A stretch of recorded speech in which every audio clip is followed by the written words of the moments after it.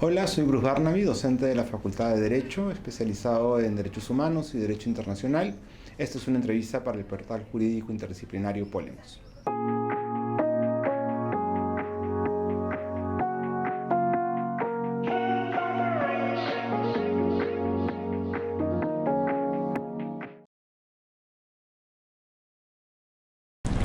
En sí, no solamente cambia el derecho a la consulta previa, sino cambia en general la relación que se tiene con los pueblos indígenas. Consideramos que, entendiendo un poco la historia de este país, podemos ver que es uno de los principales hitos. Si es que nosotros, por ejemplo, miramos el voto universal como un hito fundamental de inclusión de miembros de pueblos indígenas en el Perú, donde básicamente se permite que las personas participen políticamente en la vida de la nación, sobre todo aquellas personas que no hablaban o que no escribían una lengua, específicamente en el español, que se da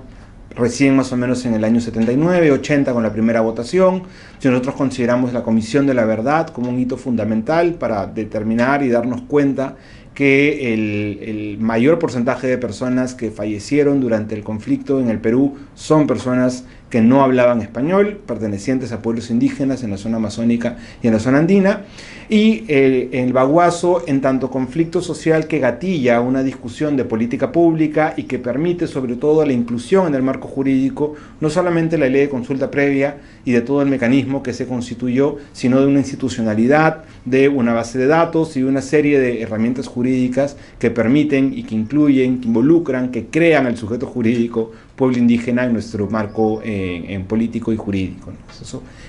es una gran relevancia al final en relación a lo que el desafortunado hecho que fue el baguazo como impacto en nuestro sistema jurídico y político en el Perú. A partir de las discusiones que se dieron en el marco de la resolución del conflicto del Baguazo, y un primer gran hecho fue la conformación de mesas de trabajo que se hicieron de manera mixta entre el gobierno y pueblos indígenas. A partir de eso se crearon una serie, o se diseñaron una serie de respuestas que eran fundamentales abordar para poder incluir a los pueblos indígenas en el marco jurídico.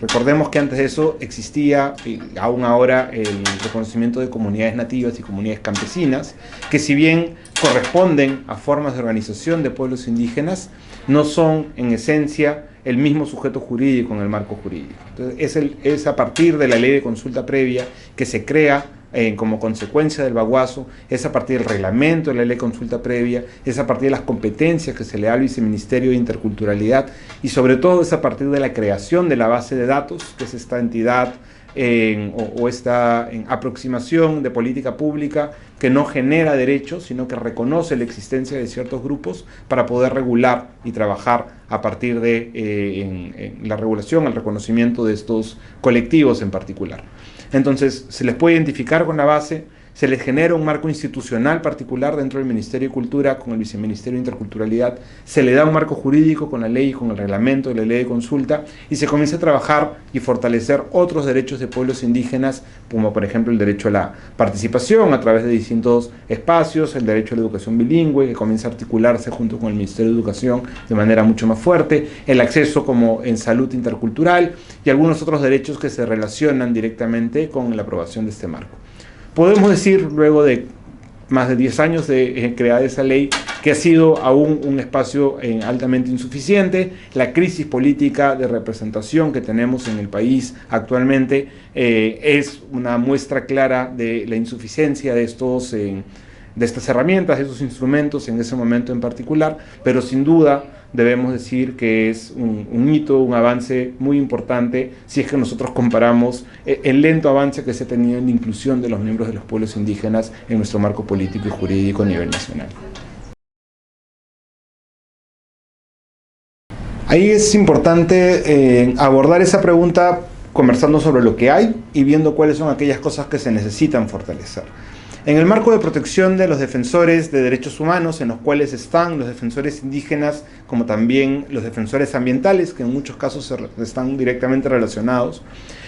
lo que se tiene ya son un protocolo que se ha aprobado en el marco del Ministerio de Justicia y un mecanismo intersectorial en el marco del Poder Ejecutivo que busca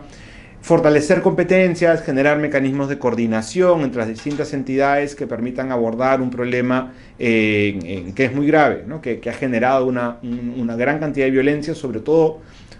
no particularmente, o sea, no exclusivamente, pero sí de manera mucho más focalizada a partir de la pandemia, ¿no? Había violencia antes, pero la pandemia ha hecho que eso se vuelva mucho más fuerte y que además implica una serie de elementos que nos determinan la ausencia del Estado en relación a la protección de los pueblos indígenas. ¿Cuáles son aquellas cosas que deberíamos tomar en cuenta para diseñar una política pública integral en relación a los defensores indígenas?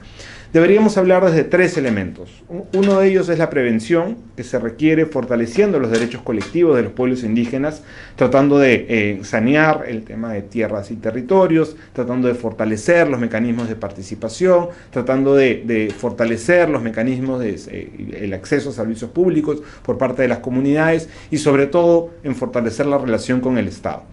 Un segundo elemento de mirar los incentivos que generan esta violencia, ¿no? Tanto las actividades ilegales, cómo se puede combatir las actividades ilegales, y como también algunas actividades informales que forman o pasan a formar parte de cadenas de valor en el marco de actividades empresariales y que requieren un abordaje integral, no solamente desde el Estado, sino también desde actores empresariales y actores de sociedad civil.